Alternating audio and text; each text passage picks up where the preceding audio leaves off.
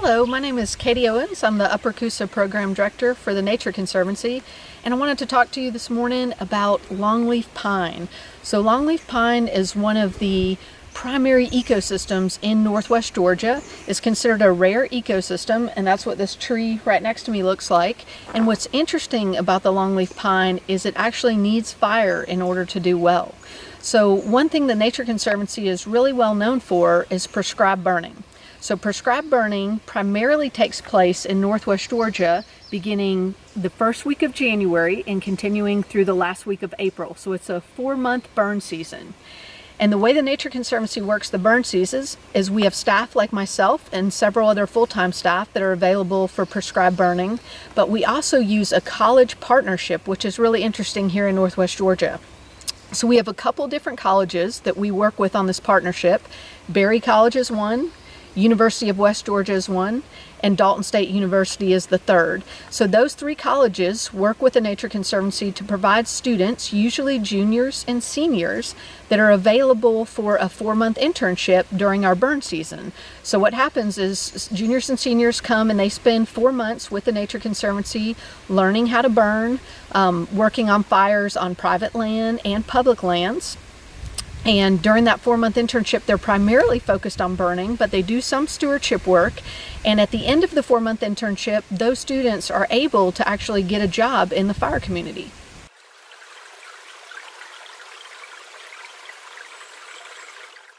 All right, so I'm standing right next to a stream in what we call a high priority mountain longleaf area. But what you'll notice is most of the trees around me are actually not longleaf trees right here. They're what we call hardwood trees. So in mountain longleaf ecosystems, what's really interesting is unlike the southeastern coastal longleaf, the mountain longleaf ecosystem has a wide variety of trees. So along our creeks and streams and most of the mountain areas, we have a really nice variety of all different types of hardwood trees. And that would be very common along the wet areas and even along the slopes as you start to come off of the streams and head up the mountains. Now, the further you get away from the stream, that's where you would get into your natural pine communities, especially longleaf and shortleaf. Those two species really are not wet loving species, meaning they're not going to be right next to most streams in northwest Georgia. They're going to be up on the slope. So in the background there, you can see a lot of longleaf trees as you start to go up the slope of the mountain. But again, right here along this tributary, most of what you're going to find is your natural hardwood trees.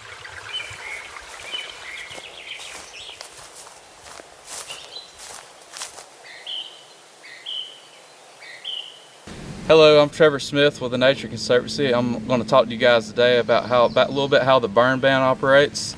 So May 1st through October 1st is the burn ban, which means if you have anything larger than a hand pile of vegetation that you're wanting to burn, you need to call and get a permit, and you'll do that through Georgia Forestry.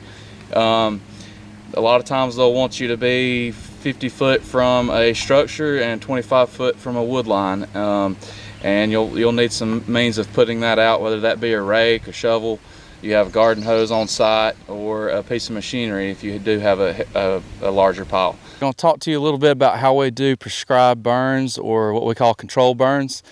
A lot of times what we'll do is use a road or a natural barrier, that being a creek or a rock outcropping, or just an area that has like very little vegetation.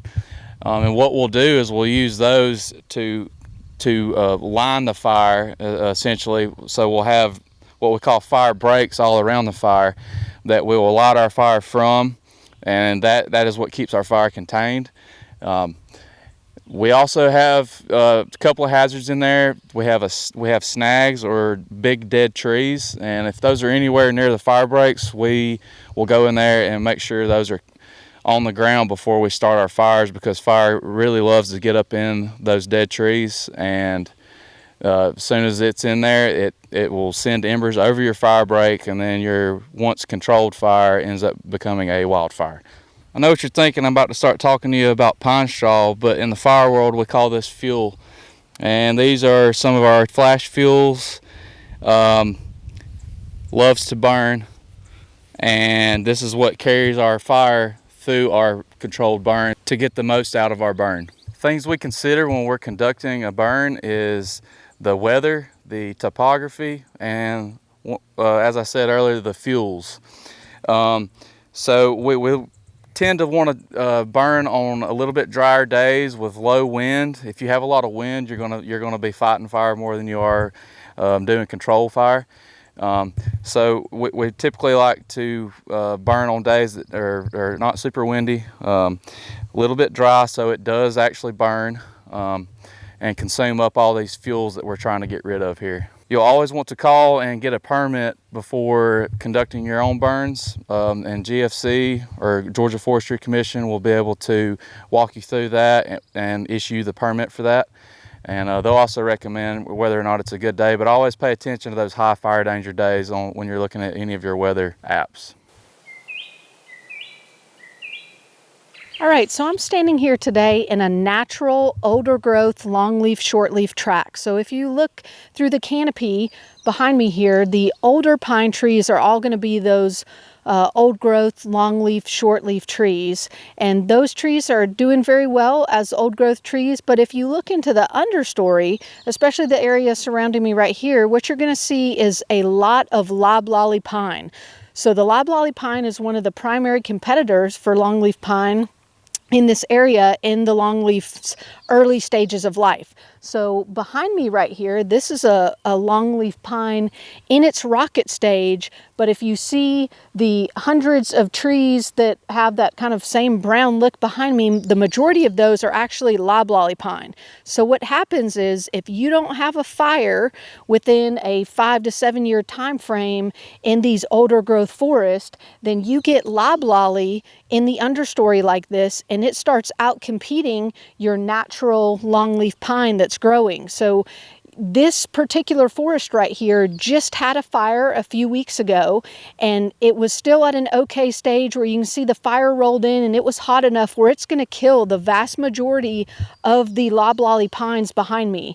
And that's really important because this longleaf right behind me would not be able to continue to grow and outcompete all of the surrounding loblolly pine if it had hundreds of pine trees it was trying to grow against. So fire is a critical component to the longleaf ecosystem, and having fire in a regular time frame, really 3 to 7 years would be the typical time frame. It's okay to wait 5 to 7 years, but know that if you're in the 7-year category, then your track is going to look more like this, where you have a lot of undergrowth competition, and when you do finally get a prescribed burn into the track, it's going to burn much hotter because there's going to be a lot more fuels than if you're able to burn the track in more of a 3 to 5 year time frame. So what we shoot for in Northwest Georgia in our montane longleaf priority areas is every 3 to 5 years we're trying to get a prescribed burn into our tracks, especially our tracks that have our older growth longleaf and shortleaf, because they drop a lot of needles, which provides a lot of fuel to carry through the forest.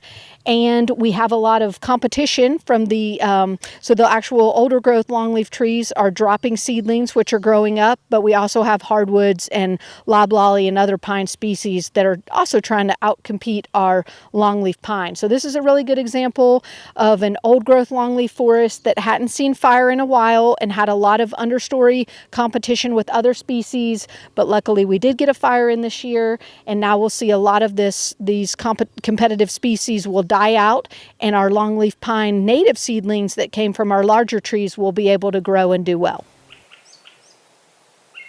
Okay, so if you look around me here, you'll see a lot of small looking logs. All of the logs cuts that you see here are all loblolly pine. So this is a stand of longleaf pine that was burnt earlier this year, but what happened was the fire that came through here wasn't going to be hot enough to kill all of the loblolly pine, so we actually had to pay a contractor to come in and cut all of this loblolly pine so the longleaf pine in this particular tract would be able to survive. So longleaf trees are able to withstand fires where loblolly trees are not. But if you do not have a fire within a 3 to 5 year regime in most of your longleaf stands, then your loblolly can outcompete your longleaf.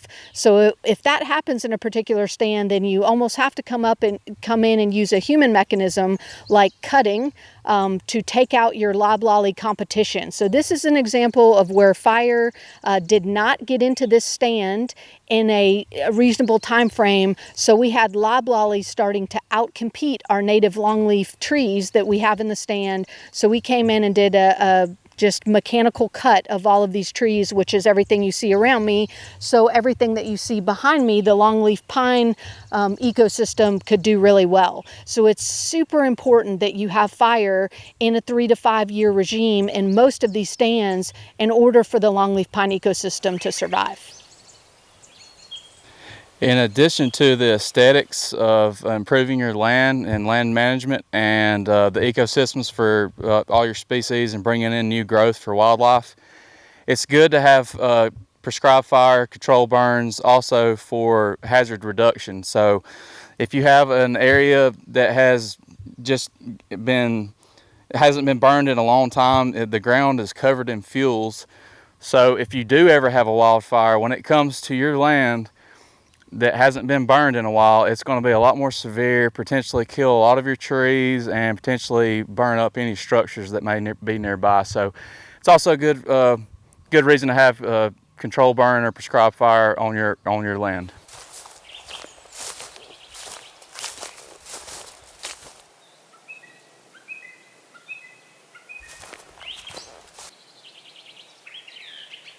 As mentioned before, the fuel and the topography and obviously the weather have a lot to do with the behavior of our fire. And as you can see here behind me, we have some pretty nice topography. As it starts to get steeper going up this ridge, your fire is going to really start moving up there. It doesn't require as much to reach the fuel that it's trying to burn. When it's on a slope like this, the fire is actually laying down, so it can travel faster and it can get a lot hotter. So as you can see behind us here, the topography helped this fire get a lot more hot in this area. So the longleaf pine was once the dominant pine tree in the southeast, but when humans moved into the area and we started logging, we cut out the majority of longleaf pine, which folks today typically know as heart pine. So heart pine wood is the longleaf pine wood, and as longleaf was harvested, we replanted most of the forest with a species called loblolly pine, because the loblolly pine actually grows much quicker in its earlier years than the longleaf pine. So this is a cone here of the longleaf pine tree, and that again was the dominant tree across the southeastern United States. And so this tree would have started as a cone that fell onto the ground. The cone would have opened up and released seedlings, and then we would have had multiple stages of longleaf pine that I'm going to show you through its growth. There are 3 priority areas of longleaf pine in northwest Georgia. We have the Chattahoochee National Forest just north of Rome. We have Berry College right in Rome.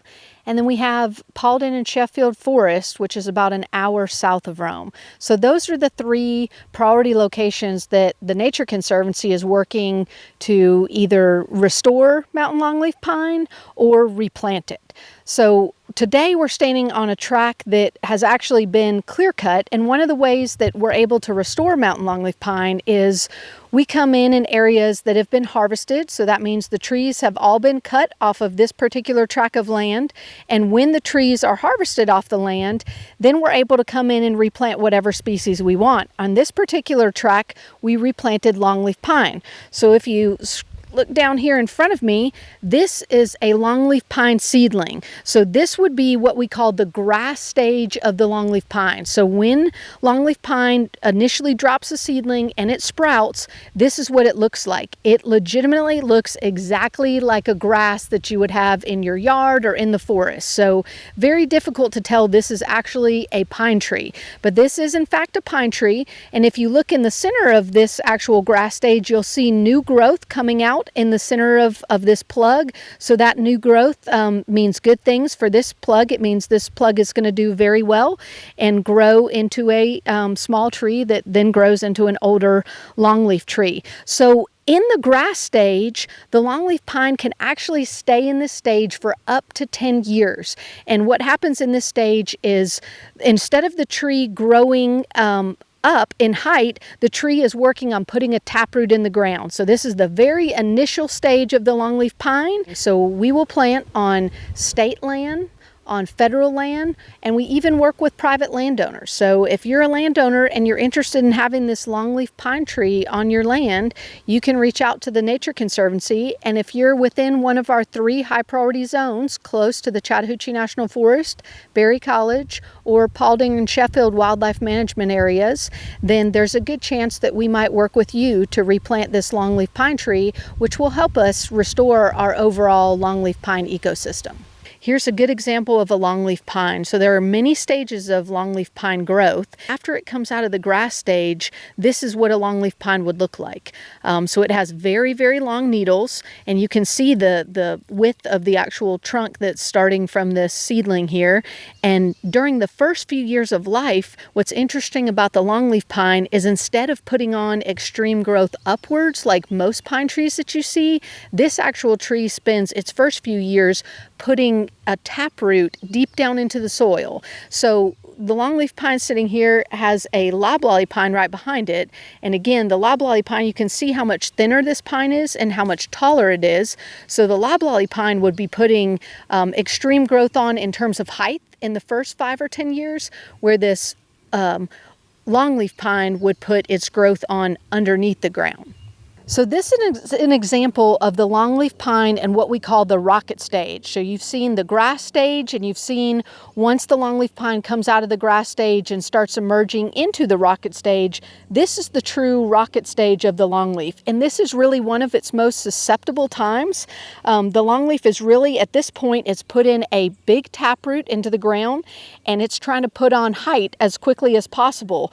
When you have fires, when longleaf pine is in the rocket stage, you've got to be really careful not to kill what we call the terminal bud. So as long as the needles up top here are protecting this terminal bud, the longleaf pine is going to be fine after a fire. So this is a great example. You can see a fire roll through here just this year, and you can see all the needles on the lower half of the tree are definitely going to die and fall off. But as you go up to the top of the tree, where we have our terminal bud at the top, this longleaf pine is in great shape. It's going to do very well. It'll put green growth back down its entire stem, and it'll look really great here in a few months. So longleaf pine is the only pine tree at this kind of height stage that will do well if you have a fire that moves through. If this was a loblolly pine or a Virginia pine, and you had a pretty warm fire move through at this height, then that loblolly pine or Virginia pine would most likely die.